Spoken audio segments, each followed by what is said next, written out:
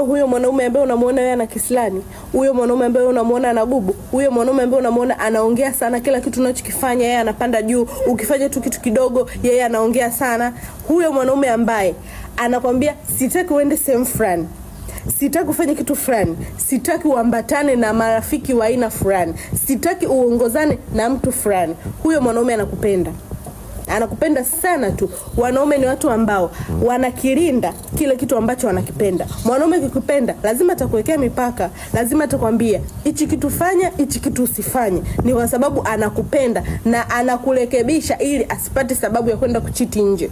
Kama angekuwa anakuacha, angekuwa anaenda kuchiti nje kwa sababu wewe si anakuambia usitoke, wewe unatoka, humsikilizi, angeenda angetafuta mwanamke mwingine nje, angefanya ambacho yeye angeona kwake ni sahihi. Ila anakurekebisha wewe kwa sababu anakupenda. Mwanaume akiwa hakupendi, hakurekebishi.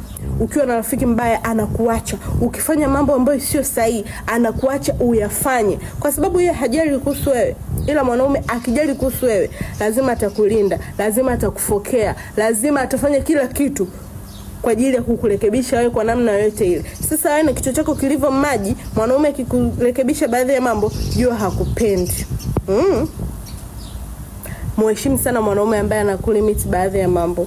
Mshikilie, mlinde na uombe sana Mungu asije kuondoka kwenye maisha yako.